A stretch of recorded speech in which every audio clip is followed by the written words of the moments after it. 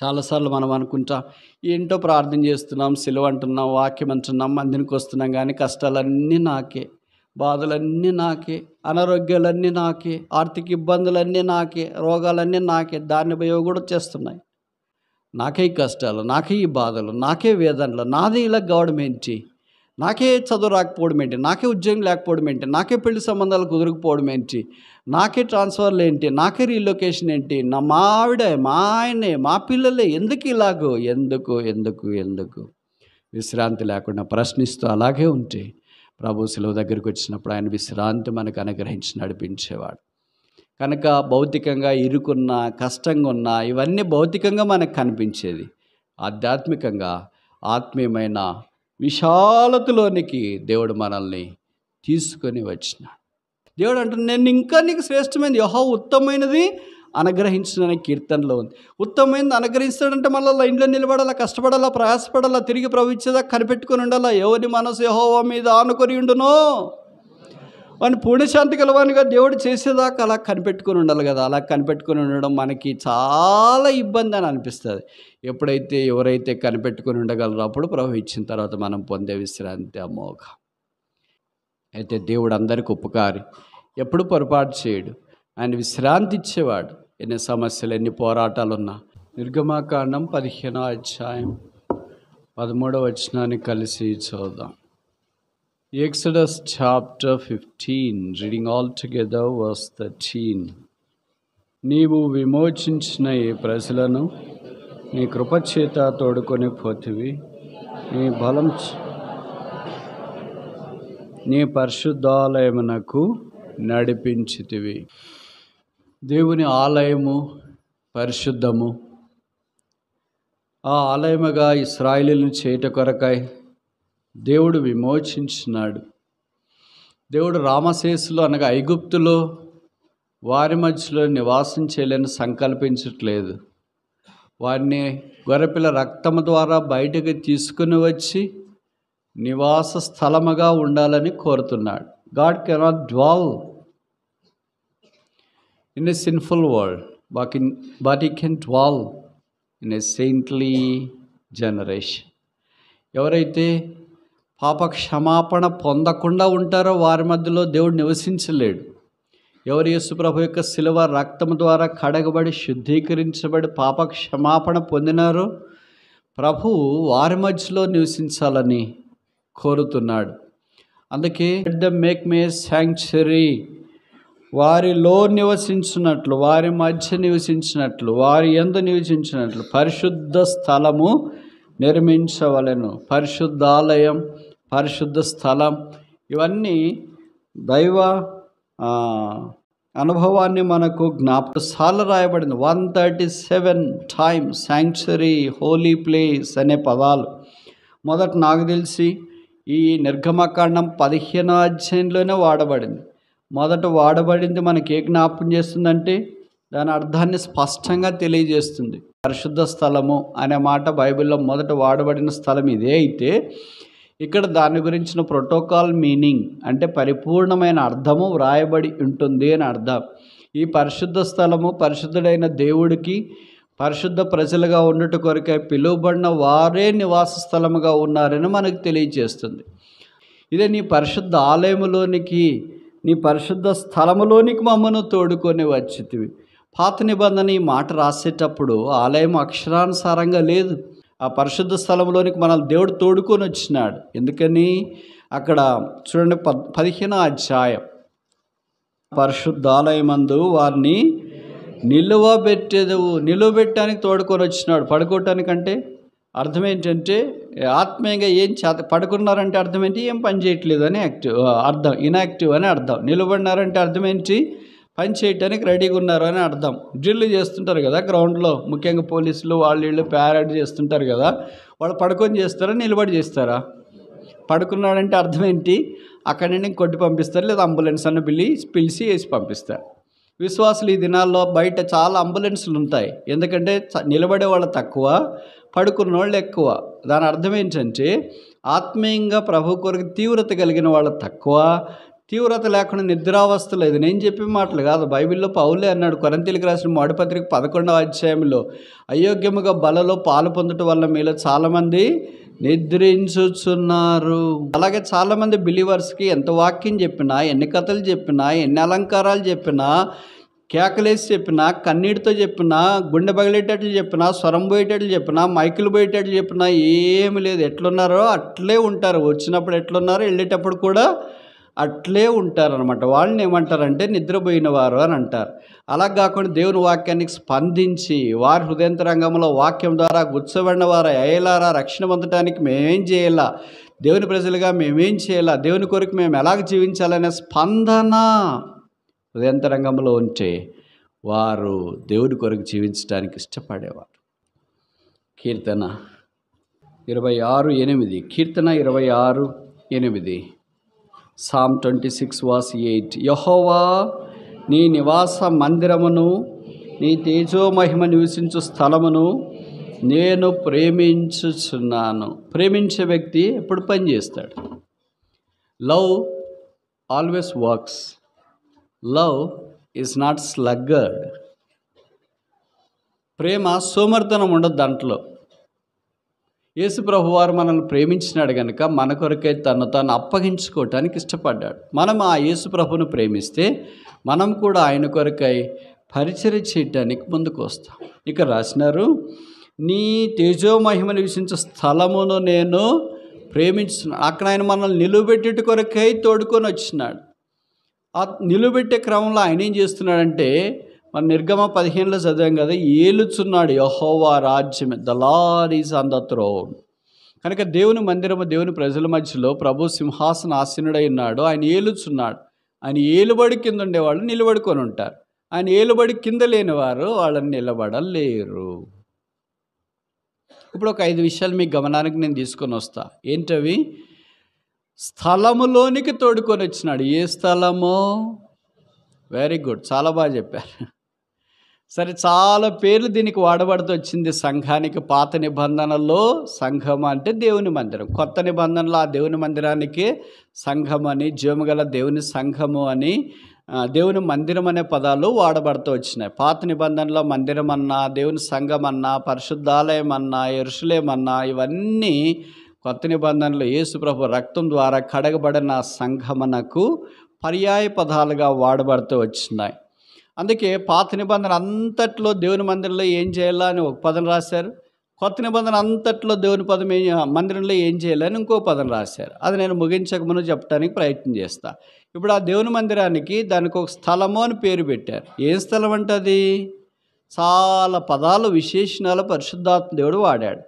మీరు అనుమతిస్తే కీర్తనల్లో వాడబడిన 5 పేర్లు మాత్రమే మీ గమనానికి నేను తీసుకురావడానికి ప్రయత్నం చేస్తా. మొదటి పేరు 18వ కీర్తన, Psalm 18. 18వ కీర్తన 16. కీర్తన 18:16. ఉన్నత స్థలము నుండి చెయ్యి చాపి ఆయన నన్ను పట్టుకొనెను. ఏ స్థలము? ఉన్నత స్థలం. ఎందుకు ఉన్నత స్థలము? వెరీ గుడ్, మీరు చాలా బాగా చెప్తారు. చెప్పరు కానీ చెప్తే గన్ షాట్ కరెక్ట్ చెప్తారు. ఆయన మహాగణుడు, మహోన్నతుడు. ఏ స్థలాల్లో ఉంటాడు? ఉన్నతమైన స్థలములలో నివసించేవాడు. ఉన్నతమైన వాడు ఉన్నతమైన దాన్ని ఆలోచిస్తాడు, దాన్ని ఆలోచించాడు. గొప్పవాళ్ళు గొప్ప సంగతిలో ఆలోచిస్తారు, బలహీనలు బలహీనమైన సంగతిలో ఆలోచిస్తారు. ఆయన పేరే ఉన్నతుడు. అందుకే ఆయన ఉత్తమమైనది ఆలోచిస్తాడు. ఆయన ఉత్తముడు కనుక ఆయన చేయనదంతయు ఉత్తమమైనది. కనుక ఆ ప్రియమైన ప్రభువారు మనల్ని ప్రేమించి మన కొరకై ఆ ఉన్నత స్థలములో నుండి ఏ స్థలములోనికి వచ్చినాడు? ఏ స్థలంలోనికి వచ్చినాడు? ఓకే, మీకు తెలుగు రాదనుకుంటా కదా, అంత ఇంగ్లీష్ మీడియమే. నేను చెప్తాను. ఏ స్థలంలోనికి వచ్చినాడంటే స్థలము లేని స్థలములోనికి వచ్చినాడు. లూకాసు వార్త 2వ అధ్యాయం. లూకాసు వార్త 2వ అధ్యాయం. Gospel according to doctor Luke chapter 2. తన తొలిచూలు కుమార్ని కని పొత్తిగుడ్డలతో చుట్టి, ఎక్కడ లేదు స్థలము?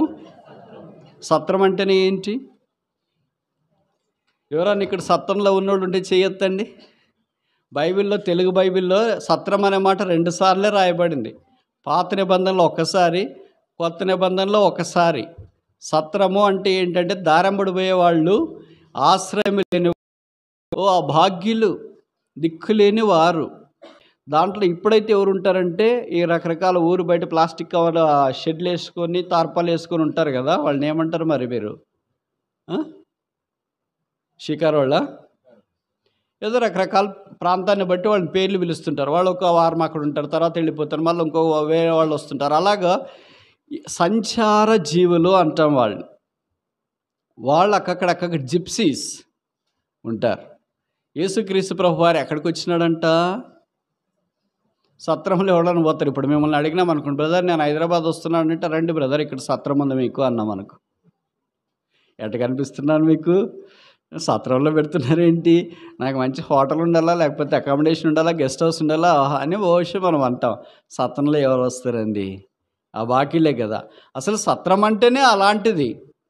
దాంట్లో కూడా వెళదామంటే కూడా స్థలం లేదంట. స్థలం లేని స్థలంలోనికి వచ్చినాడు. ఎవరు?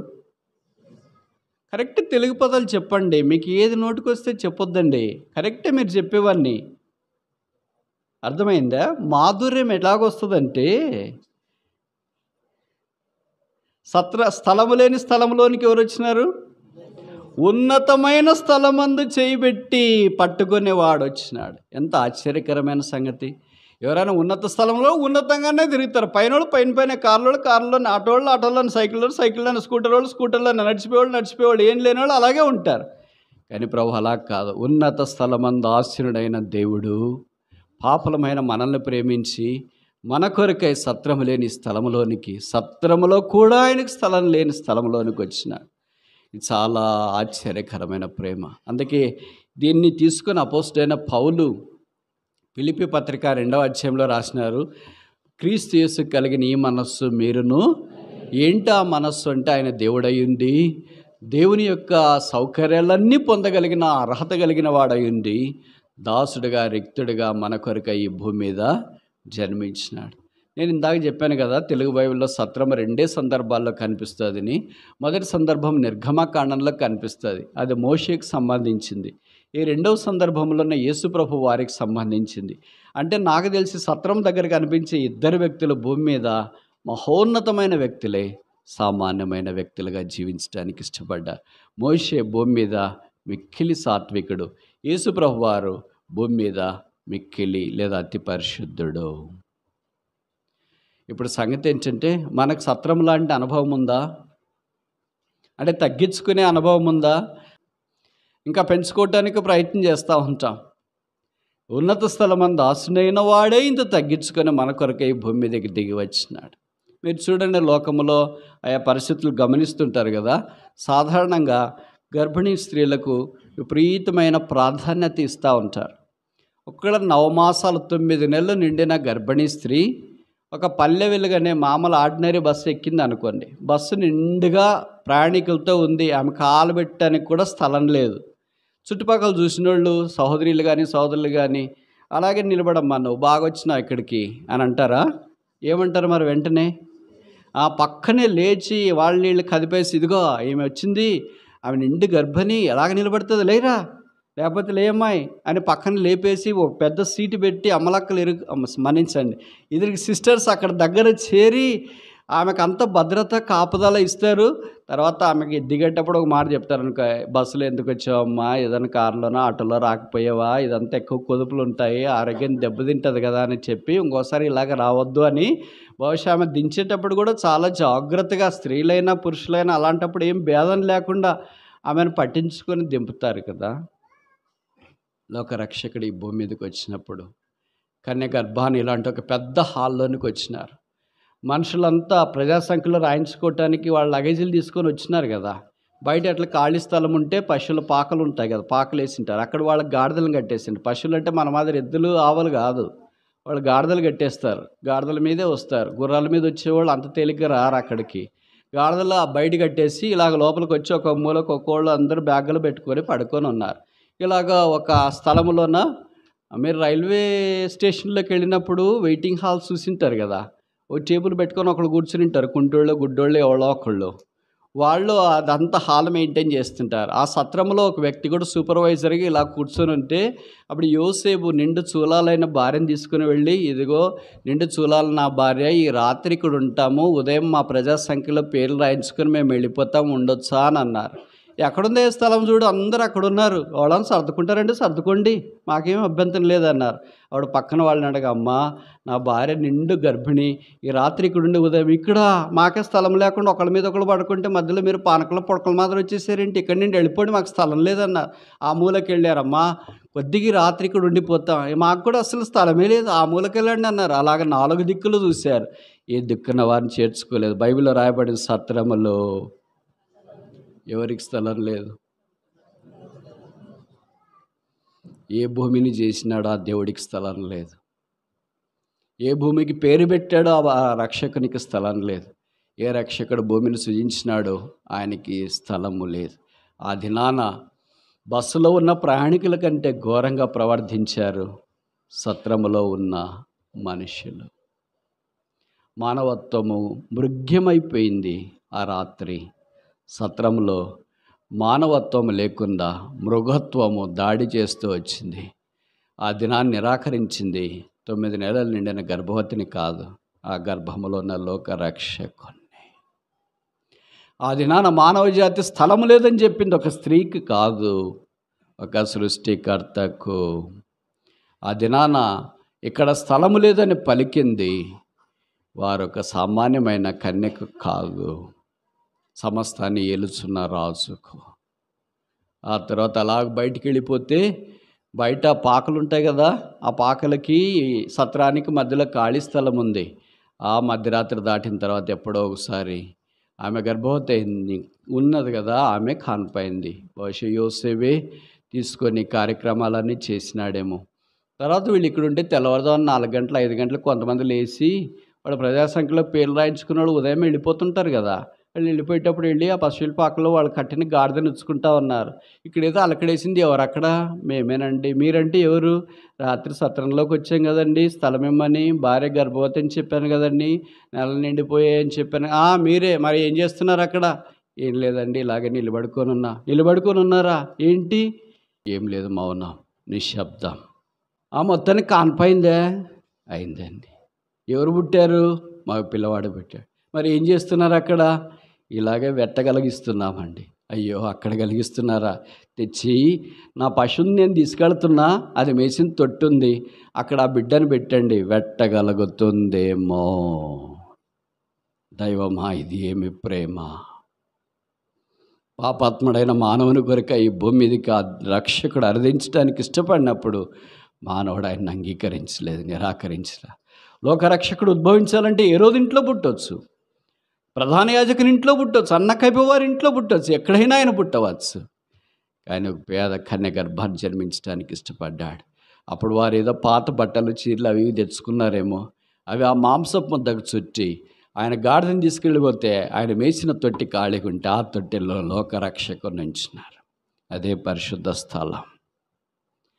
పరిశుద్ధుడు ఎక్కడున్నాడు? అదెంత పాకైనా, అదెంత పశువుల తొట్టి అయినా, అదెంత అంతఃపురమైనా, అది ఆయన నివాస స్థలం. ఆ రక్షకుడు మనల్ని ప్రేమించి మన కొరకే శిలువ మీదకి వెళ్ళి స్వరూపమైన సొగసైన లేనివాడుగా వికారుడిగా మార్చబడి రక్తం కార్చి చనిపోయి సమాధి చేయబడి తిరిగి 3వ దినాన్ని లేచి పరలోక స్థలములో ఆసీనుడైనాడు. దైవమా, ఇది ఏమి ప్రేమ! ఉన్నత స్థలములో ఉన్న వ్యక్తి స్థలము లేని స్థలములోనికి వచ్చి హృదయంలో స్థలము కావాలని కోరి ఆ హృదయాన్ని ఆక్రమించుకొని ఆయన పరిశుద్ధ స్థలంలోనికి కృప ద్వారా తోడుకొని వచ్చాడు. ఇది మన కన్నులకు ఆశ్చర్యం, మన చెవులకు అర్థం కాదు, మన శరీరానికి అస్సలు వంటబట్టదు. ఈ ఆధ్యాత్మికమైనది దైవ మర్మం. ఇది గొప్ప మర్మం. నీ తేజోమహిమ నివసించే స్థలమును నేను ప్రేమించుచున్నాను. ఎందుకు ఈ కీర్తన కాడన్నాడంటే పాత నిబంధనలోనే దైవ సాన్నిధ్యాన్ని అంతగా ఆయన అర్థం చేసుకున్నాడు కనుక అలాగ ప్రేమించే అనుభవంలోనికి వచ్చినాడు. పాత నిబంధనలోనే ఇలాగుంటే కొత్త నిబంధనలో యేసుప్రభు యొక్క క్రిస్మస్ అంటే మనకు తెలుసు, పుట్టిన దినము తెలుసు, ఎలాగ పుట్టాడో తెలుసు, ఎలాగ జీవించినాడో తెలుసు, ఎలాగ మన కొరకే చనిపోవటానికి మనఃపూర్వకంగా ఇష్టపడ్డాడో తెలుసు, ఎలాగ సమాధి చేయబడ్డాడు, ఎలాగ తిరిగి లేచినాడు, ఎలాగో ఆరోహణమైనాడు, ఎలాగ రాబోతున్నాడో ఇవన్నీ ఎరిగిన మనము ఆ ఉన్నత స్థలంలో ఉన్న ప్రభువు కొరకు ఇంకెంతగా జీవించి ఆయన ప్రేమించవలసిన వారమై ఉన్నాము. నీ బలము చేత నీవు మమ్మను పరిశుద్ధ స్థలములోనికి తోడుకొని వచ్చితివి, లేదా పరిశుద్ధాలయంలోనికి తోడుకొని వచ్చితివి. 18వ కీర్తన 33వ వచనమా అమ్మా? నేను సోత 18వ కీర్తన 33వ వచనం. ఆయన నా కాళ్ళు జింక కాళ్ళ వలె చేయుచున్నాడు, ఎత్తైన స్థలం మీద నన్ను నిలుపుచున్నాడు. ఉన్నత స్థలములో నుండి నన్ను చేపట్టుకొని ఆయన మహాజలరాశుల్లో నుండి తీసి పడేసాడా, చంపేశాడా, ఏం చేశాడు? 16:33 చెప్పాడు చూడండి. ఆయన ప్రేమ ఎంత గొప్పదిగా మనకు కనిపిస్తుంది. ఎత్తైన స్థలం మీద నన్ను నిలుపుచున్నాడు. ఆయన ఎత్తైన స్థలంలో తీసుకుని వచ్చి కూడా పడేయలేదు, నిలబెట్టేస్తున్నాడు. కొన్ని నిలబడవు కదా. ఉదాహరణకు మనం ఒక రొవ్వొత్తి తీసుకున్నాం అనుకోండి, వెలిగించుకున్నాం, నిలబెట్టడానికి మనం ఎంత ప్రయత్నం చేస్తుంటో నిలబడదు. దాని వల్ల చాలా ప్రయత్నం చేస్తే ఎప్పుడో ఒకసారి నిలబడటానికి ప్రయత్నం చేస్తాం. అలాగే మనల్ని కూడా రక్షించిన తర్వాత నిలబెట్టాలని ప్రభు ప్రయత్నం చేస్తున్నాడు. మనం పాపం వైపు జోగిపోతుంటాం. ఆకర్షణ, పుల్, గ్రావిటేషనల్ పుల్. చంద్రగ్రహణం రోజు అలలు ఎలాగ ఉప్పొంగి వెళ్తూ ఉంటాయో అలాగ ప్రతిరోజు గ్రహణం పట్టినట్లు విశ్వాసులు పాపం వైపు అలాగ లాగబడి పీలు పడుతున్నప్పుడు ప్రభువారి శిలువ శక్తి చేత ఆ పాపపు శక్తిని ఓడించి జయించి బంధకాలు తెంపించి నిలువబెట్టాలని కోరుతున్నాడు. అందుకే బైబిల్లో రాయబడిన త్రొట్టెళ్ళకుండా మిమ్మల్ని కాపాటకును ఆనందముతో తన ఎదుట మిమ్మల్ని నిర్దోషులుగా నిలువబెట్టుట కొరకు దేవుని యొక్క యేసు ప్రభు యొక్క ప్రయాసం అంతా అదే. మనం నిలబడాలా. మన ప్రయాసం అంతా ఏంటి? మనం పడిపోవాలని మన ప్రయాసం. ఎందుకంటే లూసిఫర్ మన ఫ్రెండ్ కదా, వాడు ఏం చెప్తే అదే మనం వింటాం, కానీ ప్రభు చెప్పేది సాధారణంగా మనం వినము. అందుకనే ప్రభు ఏమి నిలబడి ఉంటాడు, మనమేం పడుకొని ఉంటాం. మరియు యెహోవా దానికి పైగా నిలిచి, నేను నీ తండ్రి అయిన అబ్రహాము దేవుడను ఇస్సాకు దేవుడనైన యెహోవాను. చాలు. యెహోవా ఎట్లున్నాడు?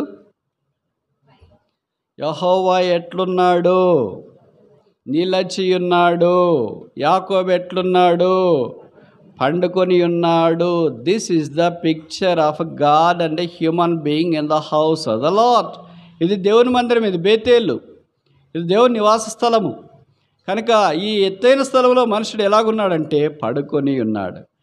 లూకాసు వార్త 2వ అధ్యాయం 10వ వచనమా? అయితే ఆ దూత భయపడుకుడి,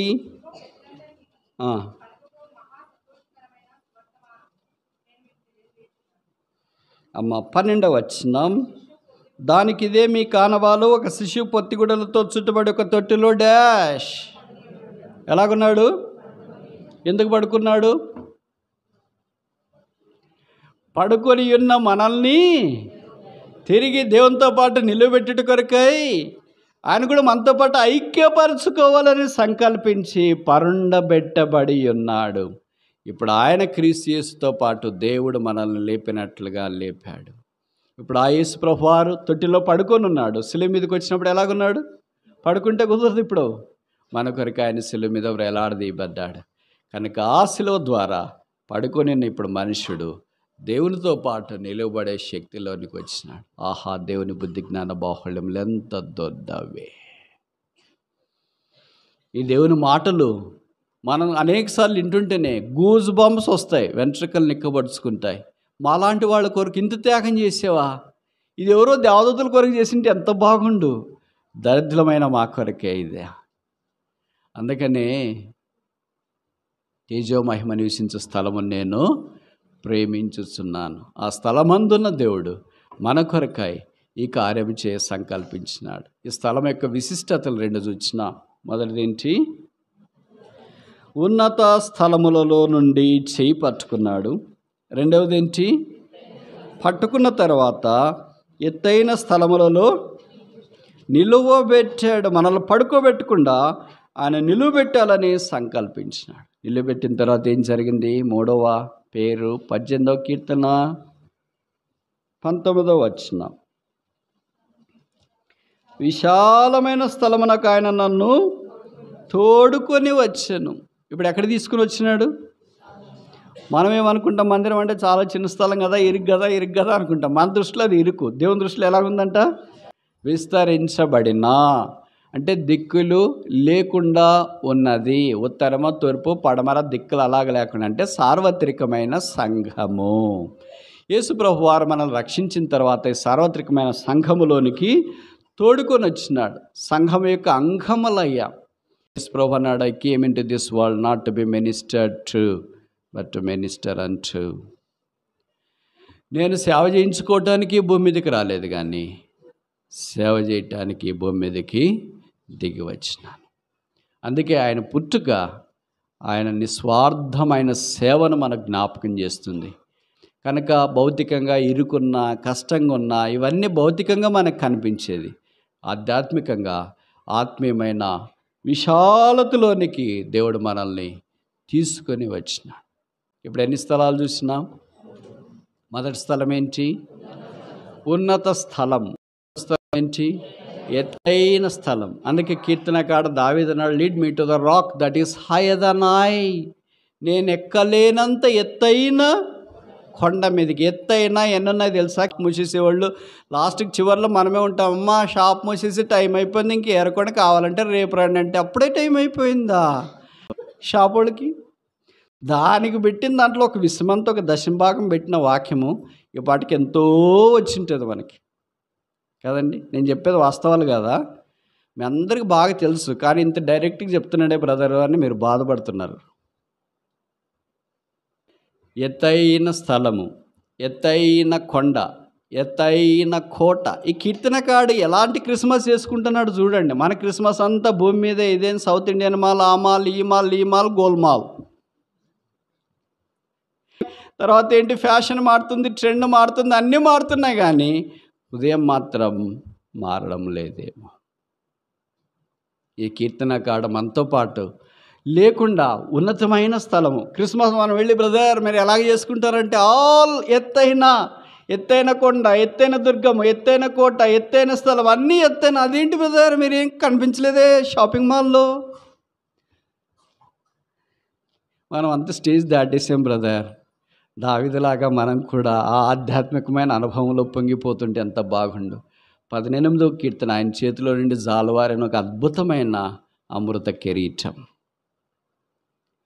ఇలాంటి ఆధ్యాత్మికమైన ఉన్నత శిఖరాల మీద వారు పయనిస్తూ ఆయన చేతిలో నుండి జాలువారిన ఆధ్యాత్మిక అమృతం లాంటి కీర్తన స్రవంతే 18వ కీర్తన అన్న సంగతి మనకు పరిచయం. 4వ స్థలం చూస్తామా? 132వ కీర్తన 5వ వచనం చదవండి. సరే నేను చదువుతానులేండి. 3, 5 కలిసి ఉన్నాయి కదా, పెద్దగా కనిపిస్తాయి. మధ్య 2వ వరుస అవుతాయి. యాకోబు యొక్క బలిష్ఠునికి ఒక నివాస స్థలము నేను చూచు వరకు. దీనికి ఏమని పేరు పెట్టాడు ఆయన? నివాస స్థలము అని పెట్టి. 7వ వచనం, ఆయన నివాస స్థలములకు పోదము రండి, ఆయన పాదపీఠం ఎదుట సాగిల పడదము రండి. ఆహ్వానము. ఎవరైనా మందిరానికి రమ్మని పిలుస్తారండి మనల్ని? వద్దని చెప్పేవాళ్ళు చాలామంది ఉంటారు. మేము మందిరికి పోతున్నారు, అలసిపోయారు కదా, బాగా షాపింగ్ చేసుకున్నారు కదా, ఇల్లంతా శుభ్రం చేసుకున్నారు కదా, ఇంకా మీకు ఎక్కడ ఒప్పుకుందంటే మీరు పోవద్దని, మేము పోవట్లేదు అని అర్థం. అయ్యో ఆకే పోవట్లేదు, ఆ బ్రదరే పోవట్లేదు, ఇంక మనమేం వెళతాం లేండి. అంత ఆత్మీయులు, అంత ఎల్డర్లు, అంత సేవకులు, అంత బోధకులు, అంత కాపర్లు, అంత ఉపదేశకులు, అంత గొప్పోళ్ళు వెళ్ళలేకపోతుంటే ఇక మనం ఎక్కడ వెళదాం లేండి, చాలా అలసిపోయాం కదా, ఇంకోసారి కావాలంటే వెళదాం, ఇప్పుడు మిస్ అయింది ఇంకోసారిది అన్ని కలిసి ఒకేసారి చేస్తాం. సాధారణంగా సంవత్సరం చివరిలో డిసెంబర్లో మందిరాలు నిండిపోవాలి, జనవరిలో మందిరాలు నిండిపోవాలి, అది హ్యూమన్ టెండెన్సీ. కానీ విచిత్రం ఏంటంటే డిసెంబర్లో ఖాళీ కనిపిస్తున్నాయి. ఏమైనారు వాళ్ళందరూ? దైవ సాన్నిధ్యం ఎప్పుడు? దీని గురించి అసలు స్పృహయే లేకుండా పోయింది విశ్వాసులకి. ఈ కీర్తనకారుడు మనల్ని ఒక డైరెక్షన్, మన వైఖరే మార్చేస్తున్నాడు, మన దృక్పథమే మార్చేస్తున్నాడు, మన ఆధ్యాత్మికమైన తలంపులే మార్చేస్తూ ఉన్నాడు. అందుకనే జ్ఞాపం చేస్తున్నాడు, ఆయన నివాస స్థలములకు పోదము రండి, ఆయన పాదపీఠం ఎదుట సాగిలపడదాము రండి. ఇప్పుడు 8వ వచనంలో రాస్తూ వచ్చినాడు ఆయన. 132వ కీర్తన 8వ వచనం. యెహోవా లెమ్ము, నీ బలసూచకమైన మందసముతో కూడా రమ్ము, నీ విశ్రాంతి స్థలములో. 150 కీర్తనల్లో ఒకేసారి ఈ పదం వాడబడింది. ఏ పదం? మందసము. ఇంక ఈ కీర్తనలు ఎక్కడ ఈ పదం కనిపించదు. ఎక్కడ మందిరం ఉందో అక్కడేముంది? మందసం. ఎక్కడ నివాస స్థలం ఉందో అక్కడేముంది? మందసం. ఎక్కడ విశ్రాంతి స్థలం ఉందో అక్కడేముంది?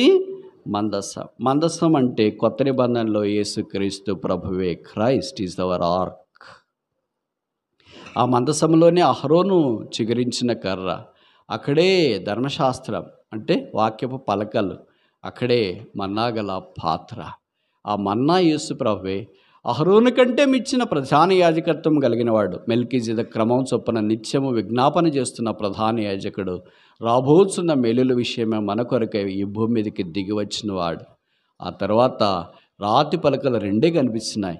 కొత్త నిబంధనలోనికి వచ్చిన తర్వాత ఆ 2 రాతి పత్రికలను 2 ఆజ్ఞలుగా కన్వర్ట్ చేశారు. నీ దేవుడైన యెహోవాను పూర్ణ మనస్సుతో ప్రేమించు, మొదటి పలక. రెండవ పలక లవ్ యువర్ నైబర్ యాజ్ దై సెల్ఫ్, నిన్న వలె నీ పొరుగు వారిని ప్రేమించు. మోషే 2 పలకలు 10 ఆజ్ఞలు పట్టుకొని వచ్చినాడు. యేసుక్రీస్తు ప్రభు వారు ఈ మందసముగా 2 ఆజ్ఞలు. దేవుని ప్రేమించు, దేవుని యందు విశ్వాసం ఉంచిన పొరుగువారు దేవుని ప్రజలను ప్రేమించు. ఆహా, ఎంత దైవ సంగతులు ఆయన మన కొరకే తెల్లంగా ప్రత్యక్షపరచుకోవటానికి ఇష్టపడుతూ వచ్చినాడు. ఆ విశ్రాంతి స్థలంలోనికి విశ్రాంతి లేని వారిని ఆహ్వానిస్తున్నాడు. బహుశా నేను అనుకుంటా ఇలాంటి పదాలే పికప్ చేసుకొని వాటిని తీసుకొని మత్తయి భక్తుడు 11వ అధ్యాయం సువార్తలో రాశాడు. ప్రయాసపడి భారం మోసుకుంటున్న సమస్య జనులారా నా యొద్దకు రండి, ఏమిస్తా? క్రిస్మస్ బట్టలా? విశ్రాంతి ఎవరికి కావాలో ప్రభు? కేకులు ఇస్తామంటే చెప్పు వస్తాం, క్యూ నిలబడతాం. విశ్రాంతి ఎవరికి కావాలో ప్రభు? క్లాత్లు ఇస్తామంటే చెప్పు వచ్చి నిలబడతాం. విశ్రాంతి ఎవరికి కావాలో ప్రభు? సెల్ ఫోన్ ఇస్తానంటే చెప్పు ఇస్తారా అని ఏదైనా నా మానవ జాతి ఆయన నిరాకరిస్తుంది. ఆయన విశ్రాంతిలోనికి రాలేకుండా పోతున్నారు. Christ is the person of rest. విశ్రాంతి కలిగించే వ్యక్తి క్రీస్తే. ఆ క్రీస్తు ఎక్కడుంటాడో అదే విశ్రాంతి స్థలం. ఆయనే మానవునికి విశ్రాంతి కలిగించేవాడు. యేసు ప్రభుకు వెలుపట మనమంతా విశ్రాంతి లేని స్థితిలో ఉన్నామన్న సంగతి మనం గుర్తించాలా. ఇప్పుడు ఎన్ని చూసినాము? 4 5 4 అనుకోండి. స్థూలంగా ఈ 132వ కీర్తనలో 2 కలిసి ఒకటే పేరు పెట్టుకుందాం. విశ్రాంతి స్థలము, నివాస స్థలము. ఈ రెండింటికి కలిసి విశ్రాంతి స్థలం అనే పెట్టుకుందాం. అనేక సందర్భాల్లో యేసు ప్రభు దగ్గర మనం విశ్రాంతి పొందటానికి ప్రయత్నించి ఆయన శిలువ నీడను కూర్చున్నప్పుడు కలిగే విశ్రాంతి అమోఘం.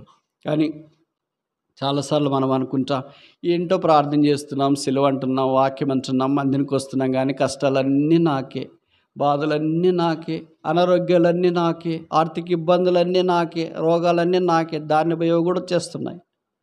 నాకు కాదు, మామూలుగా మనం అనుకుంటాం కదా, అన్నీ నాకే వస్తున్నాయి. మిగతా వాళ్ళు అందరూ బాగున్నారు చూడు, మా పాస్టర్ గారు ఎలాగున్నారు, పాస్టర్ ఎలాగుంది, ఎల్డర్స్ ఎట్లున్నారు, వాళ్ళు ఎలాగున్నారు, వీళ్ళు ఎలాగున్నారు, సింగర్స్ ఎలాగ, సండే క్లాస్ టీచర్స్ అందరూ బాగున్నారు, నేనే బాగలేను అని మనం అనుకుంటాం.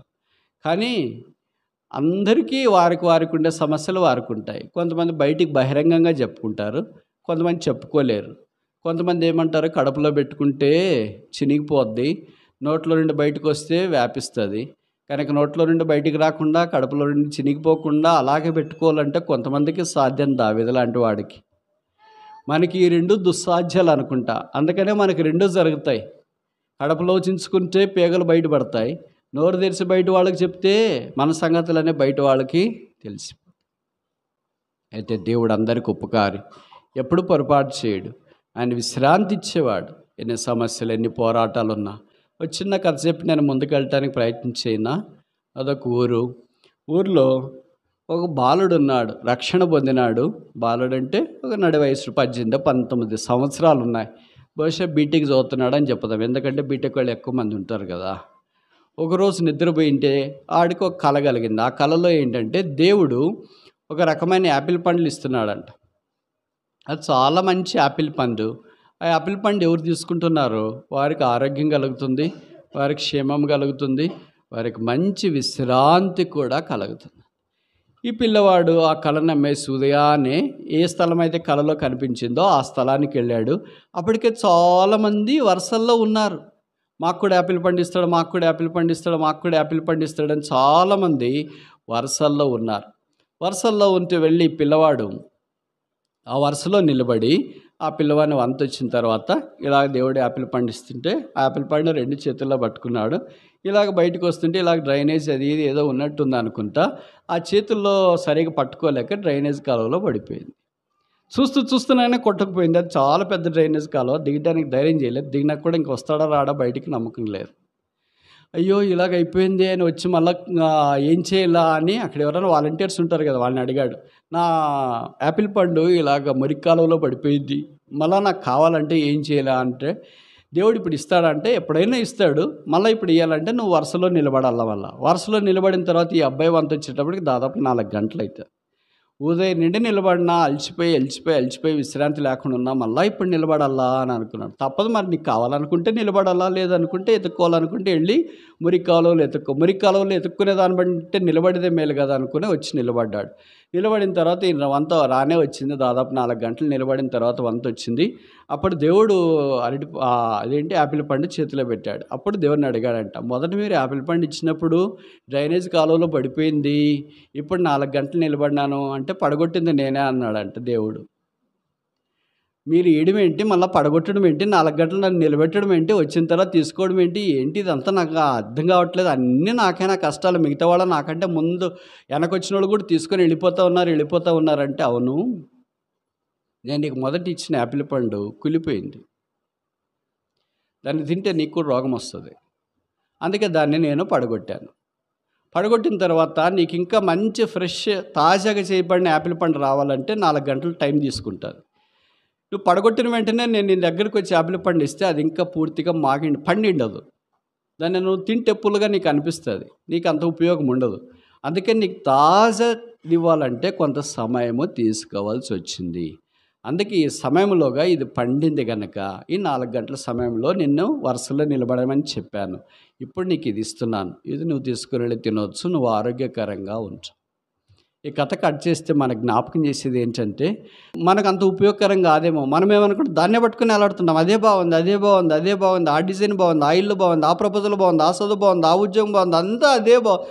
దేవుడు అంటున్నాడు, నేను ఇంకా నీకు శ్రేష్టమైనది యెహోవా ఉత్తమమైనది అనుగ్రహించిన కీర్తనలో ఉంది. ఉత్తమమైనది అనుగ్రహిస్తాడంటే మళ్ళీ లైన్లో నిలబడాలా, కష్టపడాలా, ప్రయాసపడాలా, తిరిగి ప్రవహించేదా కనిపెట్టుకుని ఉండాలా. ఎవరి మనసు యెహోవా మీద ఆనుకొని ఉండునో వాడిని పూర్ణశాంతి కలవానిగా దేవుడు చేసేదాకా అలా కనిపెట్టుకుని ఉండాలి కదా. అలా కనిపెట్టుకుని ఉండడం మనకి చాలా ఇబ్బంది అని అనిపిస్తుంది. ఎవరైతే కనిపెట్టుకుని ఉండగలరో అప్పుడు ప్రభు ఇచ్చిన తర్వాత మనం పొందే విశ్రాంతి అమోఘ. కనిపెట్టుకొని ఉన్నారా? నాకే కష్టాలు, నాకే ఈ బాధలు, నాకే వేదనలు, నాదే ఇలా కావడం ఏంటి, నాకే చదువు రాకపోవడం ఏంటి, నాకే ఉద్యోగం లేకపోవడం ఏంటి, నాకే పెళ్లి సంబంధాలు కుదురుకుపోవడం ఏంటి, నాకే ట్రాన్స్ఫర్లు ఏంటి, నాకే రీలొకేషన్ ఏంటి, మా ఆవిడ, మా ఆయనే, మా పిల్లలే, ఎందుకు ఇలాగో, ఎందుకు విశ్రాంతి లేకుండా ప్రశ్నిస్తూ అలాగే ఉంటే ప్రభు శిలువ దగ్గరికి వచ్చినప్పుడు ఆయన విశ్రాంతి మనకు అనుగ్రహించి నడిపించేవాడు. 5వది ఆఖరి చూసి ముగిస్తామా? కీర్తనలు 46:4.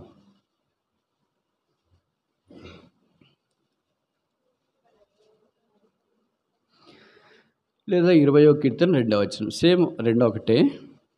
పరిశుద్ధ స్థలములో నుండి ఆయన నీకు సహాయము చేయను. ఏ స్థలం ఇది? నేను నీకు సహాయం చేయలేను, నా చేత కాదు, నేను సహాయం చేయడానికి ఇంక వీలు కాదు అని మనుషుడు చెప్పొచ్చు. కానీ దేవుడు 6000 సంవత్సరాల మానవ చరిత్రలో ఏనాడు కూడా I'm helpless, I cannot help you అని చెప్పలేడు. ఆయన పేరే హెల్పర్, సహాయకుడు. అందుకే యెషయాలో ఉంది, నేను నీకు సహాయము చేసేదను. దేవుడే మనకు ఆశ్రయమును, దుర్గమును, ఆపత్కాలములో నమ్ముకొనదగిన సహాయకుడు. Christ is our helper. ఇప్పుడు ఎన్ని స్థలాల యొక్క విశిష్టత చూసాము? 5 స్థలాలు. మొదటిది ఏంటి? ఉన్నత స్థలములలో నుండి ఆయన మనల్ని పట్టుకున్నాడు. రెండవది ఏంటి? ఎత్తైన స్థలములో ఆయన మనల్ని నిలువబెట్టాడు. మూడవది ఏంటి? విశాల స్థలములోనికి ఆయన మనల్ని తోడుకొని వచ్చినాడు. నాలుగవది ఏంటి? విశ్రాంతి స్థలములో ఆయన తన బలసూచకమైన మందసం చేత మనకు బలం అనుగ్రహిస్తున్నాడు. ఐదవది పరిశుద్ధ స్థలములో నుండి ఆయన మనకు సహాయం చేస్తున్నాడు. ఈ 5 పదాలకి కీర్తనకాడు ఏం చేశాడంటే, 5 మీరు పదాలు గుర్తుపెట్టుకోవాలంటే మీకు కొద్దిగా ఇబ్బంది అవుతుందేమో, 5 కలిసి ఒకటే పదమే చేసేనా అని అన్నాడు. సరే చేసేయండి, మాకు కావాల్సింది అదే అని అనుకున్నాం. మనం కూడా అంతే కదా, ఇవన్నీ చొక్కా, ట్రౌజరు, సాక్స్, అది ఇది అంటాం. ఇవన్నీ కలిసి ఒకే మాటలు చెప్పాలంటే ఏమంటాం చెప్పండి? ఏమంటాం? ఒక్క మాటలో చెప్పండి. డ్రెస్. అది ఎవరిదైనా కావచ్చు, సిస్టర్స్దైనా, బ్రదర్స్దైనా, పిల్లలదైనా, పాస్టర్ గారిదైనా, ఎవరిదైనా. వాళ్ళు బెల్ట్ కట్టుకున్నా, పైన కింద దాకా నిలువటంగి వేసుకున్నా. స్త్రీలలో వేరు పురుషుని వేరు ప్రియుని కన్నా నీ ప్రియుని విశేషమేంటి? నా ప్రియుడు ధవళవర్ణుడు, రత్నవర్ణుడు, అతి కాంక్షణీయుడు, 10,000 మందిలో ఆయన నేను గుర్తించవచ్చు. ఆయన మనోహరుడు. ఆయన పరిశుద్ధ స్థలములో, పరిశుద్ధ ఆలయములో నిలువబడి ఉన్నారు. ఆయన ఏలుచున్నాడు కనుక ఆ స్థలములో వారిని మనోహరమైన స్థలంలోనికి తీసుకుని వెళ్ళాలని దేవుని ఉద్దేశం. ఎక్కడో పడి చెడి పాపంలో కొట్టిమిట్టాడుతూ నిరీక్షణకు ఆధారం లేకుండా ఏం చేయాలో తోచక జీవిస్తున్నా కనుక అంతా పిలుచుకొని వచ్చి తోడుకొని వచ్చి నీ కృప ద్వారా నీ పరిశుద్ధ స్థలంలో నిలువబెట్టినావు. ఇక్కడ ఆయన మనల్ని సిద్ధపరిచి ఆయన రాజ్యంలోనికి తీసుకుని వెళ్ళాలని కోరుతున్నాడు. మనం కూడా అలాగ సిద్ధపడి ఆయన రాకడ కొరకు ఎదురు చూస్తూ, ఆయన వచ్చిన వెంటనే ఆ రాకడ ఇప్పుడే రావచ్చు, ఈరోజే రావచ్చు. ఈరోజు వస్తే ఎంత బాగుంటుంది. ఎందుకని? క్రిస్మస్ షాపింగ్ తగ్గుతుంది, ఖర్చులు తగ్గుతాయి, తిండి తగ్గుతుంది, మిగతావన్నీ తగ్గుతాయి. ప్రభుతో పాటు మనం ఉండటానికి కొనిపోబడతాం. కాగా సదాకాలం మనం ఆయనతో పాటు ఉంటాం, ఆయనను పోలి ఉంటాం, ఆయన వలే ఉంటాం, ఆయనతోనే ఉంటాం. ఆయన మహిమను మనం అనుభవిస్తాం. ఆ మనోహరమైన స్థలములలో పాలు ప్రాప్తించినట్లు సహాయం చేయను గాక.